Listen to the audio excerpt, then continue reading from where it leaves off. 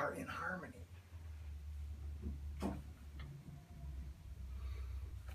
I want to affirm it for myself. Wouldn't it be great if I just like to go through a whole entire day where actually the whole day I felt like I was in harmony with others?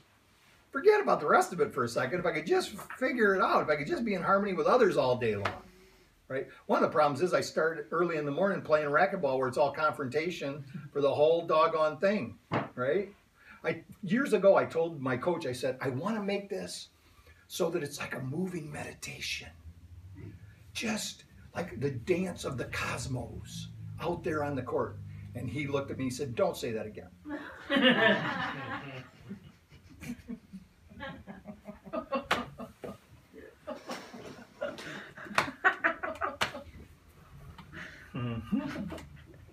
But I want to believe it.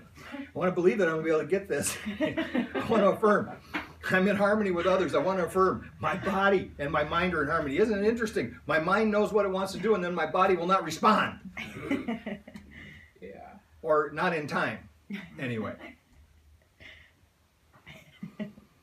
Bring body and mind into harmony, which in turn brings relationships into harmony. So we all know how it works. We start with surrender. We start with the surrender, and which actually is this giving of ourselves over to the presence of God.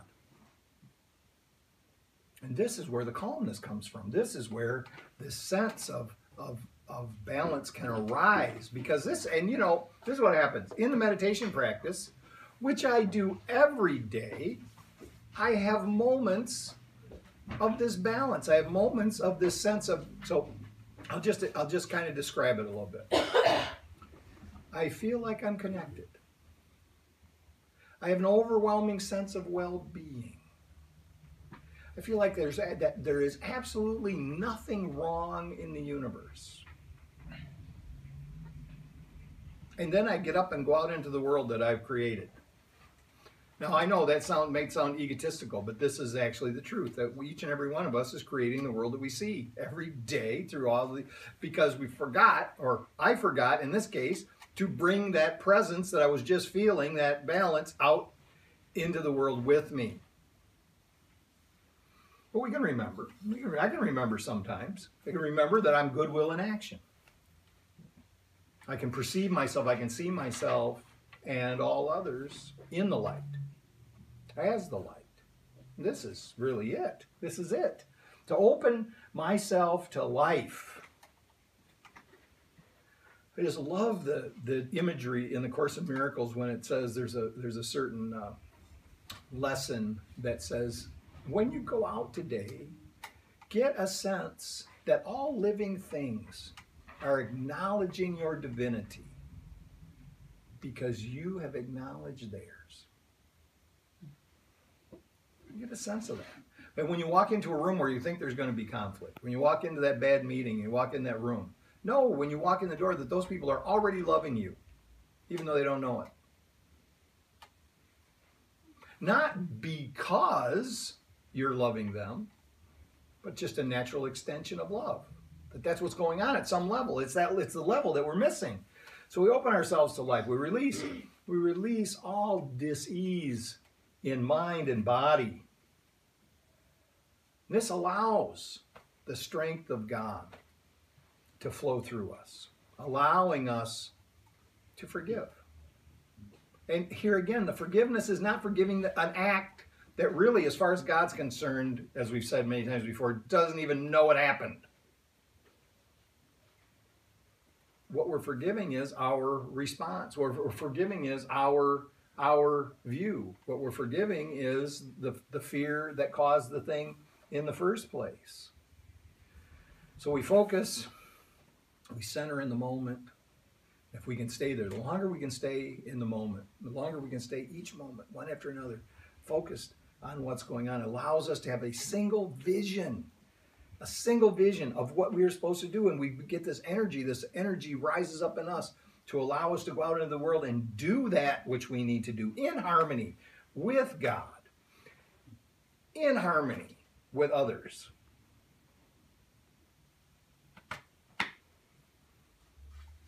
So, Equanimeous St. Brown. I'm going to report back on this. I'm going to check him out a little closer. I'm going to come back and tell you whether or not he's performing in the manner that his parents set forth when they named him. All right?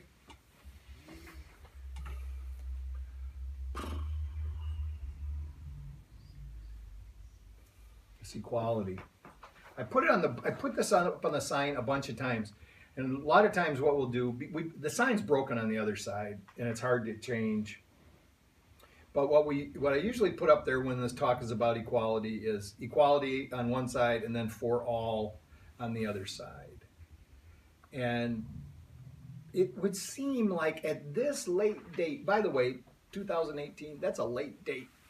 It is a late date to still have to be talking about this, that we've somehow got this stuck in our head that we are not all equal.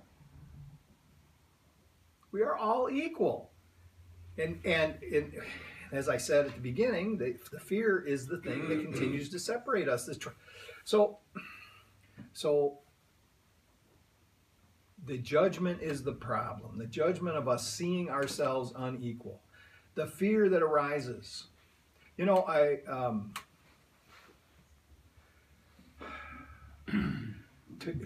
to affirm it. I am equal to my brother. My sister is equal to me. To go back to that idea, this is an ancient idea that was, I believe, somebody wrote it down to remind us, because the problem of evolution, of the genetic code that is saying, you know, your tribe is more important, has been a problem for quite some time. So somebody said, all other people are part of our family. We are truly brothers and sisters in spirit. So what Jesus said about this is the law. The law, as Jesus interpreted, all the 500 and some odd laws come down to love the Lord thy God with all thy heart, with all thy mind, with all thy soul. The second is like unto it, love thy brother as thyself. Love thy neighbor as thyself, depending on which version you read.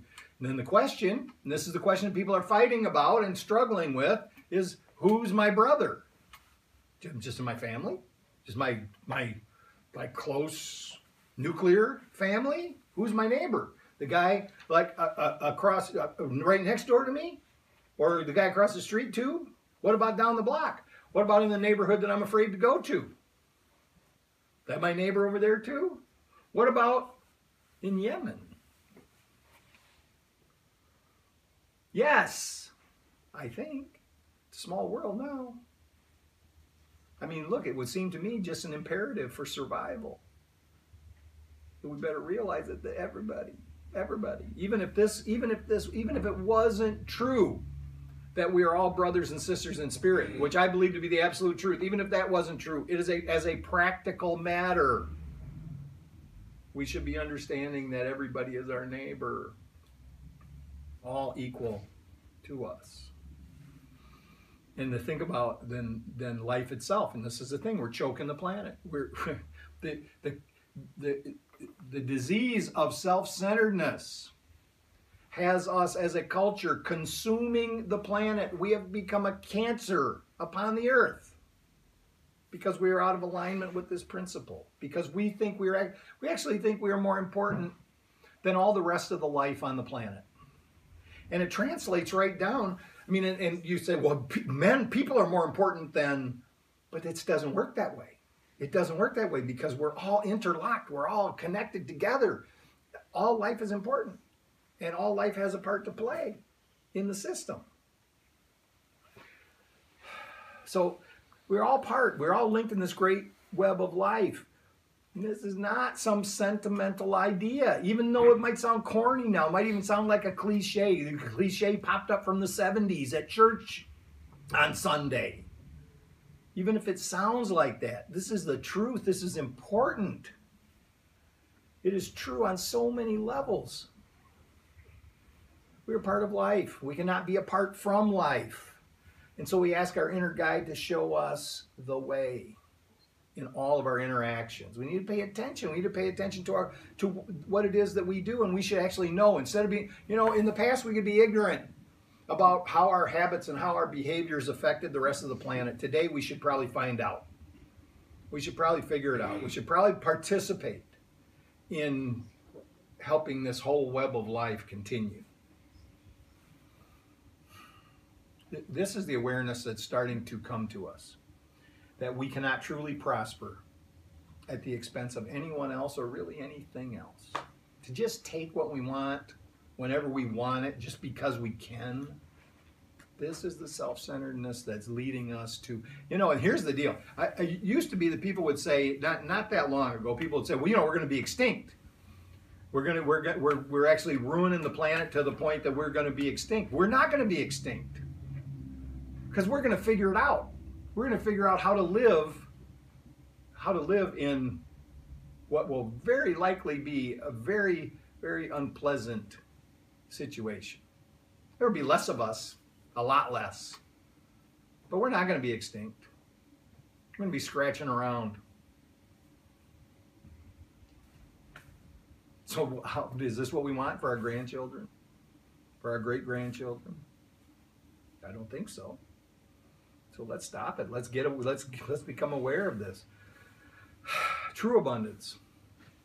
True abundance is shared.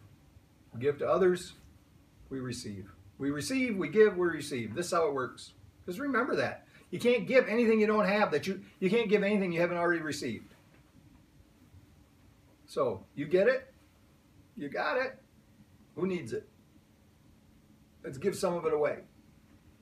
We're not talking about putting ourselves in bad financial situations. Just be generous. Just give, especially, just think about how many things we haven't even picked up in over a year. We haven't even looked at it probably in over a year. Give that stuff to somebody else. Get the flow going. As we give to others, we receive in abundance. So just this basic idea, this basic idea of equality is to give love. To give love, and that, oh boy, here, I don't want to get anybody upset.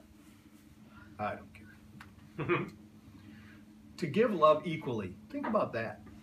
Think about the idea, and when I do the love the baby story, think about loving each person. Just think about the most precious person in your life that you are holding right now. The most precious person in your life. Somebody came to mind. Take that love, that feeling that you have for them, and start giving that to everybody else. Does that seem like a betrayal? It's not. It's not that we want to give less love to those who we now call our loved ones. It's that we want to give more love to everybody else. Everything else. So we want to be equitable. We want to be fair. I was thinking about fascism. And why would I be thinking about fascism? Isn't that crazy? I thought fascism had died out before I was even born. No. It's everywhere. It's on our doorstep right now. Fascism begins with fear. When we allow tribalism, that stuff that's embedded in our ancient evolutionary imperatives, when we allow that to control our thinking, we personally err continually on the side of fear. And others use that fear that we have to manipulate us into doing things, into following an agenda that they believe is beneficial to them, or their cause, or their view. Understand that they are also afraid. So we don't have to say evil. We don't have to say bad. You say they're afraid. And in their fear, they're trying to manipulate our fear. And this is how it goes. Much unfortunate suffering is the result. An egalitarian approach to our fellows moves us in the direction of spirit. If we want to be free, if we really want to be free, we talk about it a lot. We free people. We give away freedom every day because we're afraid. Every day we allow our lawmakers to go make more laws. What I think I talked about this a couple months ago. They aren't getting rid of any old ones. Mm-hmm. They're making new ones. Should be a rule. If you make one new law, you at least got to get rid of one old one, right? But anyway, all of these things, and I'm not saying that sometimes when they do, there's legislators, they're supposed to legislate. But it needs to make sense in the context of being free, of being a free country. Why? Why would, in the name of security, why would we give up freedom? Because to get the freedom, those people who worked to get the freedom gave up all of their security to get it. It's like throwing it in their face. No, we'd rather be safe.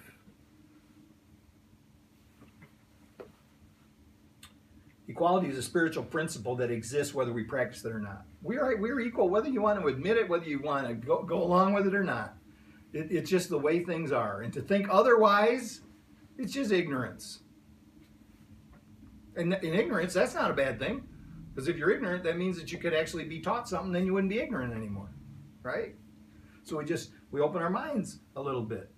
So just to think about this, what would our society look like if we were truly open and unrestricted and uncensored? Free the nipple, for God's sake. Oh, what did he say? Oh my God. Why are we so worried about something? I'm just talking about this because it's ridiculous that we should be worried about something like that in a free society. I saw the other day on, I'm not going to go any further with that. That's enough. I shocked you enough right there. So what if there really were equal opportunities for all? We talk about it, we say it, but what if there really were equal opportunities? And how would that be? What would that look like? It would mean that the educational system would be equal for all, balanced. How is it possible? How is it even possible that the neighborhoods that are better off financially, we're talking about public schools. The neighborhoods that are better off financially have tremendously more resources in their schools than the neighborhoods where the people are poor. How can that happen in a public school system? Everywhere. This does not even make any sense. Let us be impartial, letting go of preconceived ideas. Being fair-minded, we'll naturally give to each other. Give to each other without even any concern. And we give to each other, giving each of us the benefit of the doubt. Before the judgment, give the benefit of the doubt. Holy moly. Being just, we will no longer stand by and allow inequity. Say, no, that's not right. We do not have to yell at anybody. We don't have to get up on our high horse. We can just notice, right? We can just notice and we can tell people, you know what, that's not right. Think about that for a second. That's not correct. And then if we're going to have the courage to stand up and say when we think something's not correct, we also have to have the courage to admit when we're wrong. So if someone points out to us when we have pointed out to them that they were wrong, if it is then later pointed out to us that we were wrong, we could say, oh, shoot, I was wrong. If we can get into discourse like this, we don't have as many problems to be able to admit, right? So we can approach our fellows in an unbiased way, releasing prejudice. We've all got it in one way or another. Releasing prejudice, consciously releasing it. Realize that unconsciously, subconsciously, it's going to keep popping back up. Consciously make a choice against it. Even-handed in our approach. We could actually be trusted. We could be trusted to operate in goodwill. We could be trusted to actually be a child of love. We could be trusted to carry love into an unequal society and somehow, with the help of Spirit, come to some understanding with others that we can exist in a very equal, egalitarian way.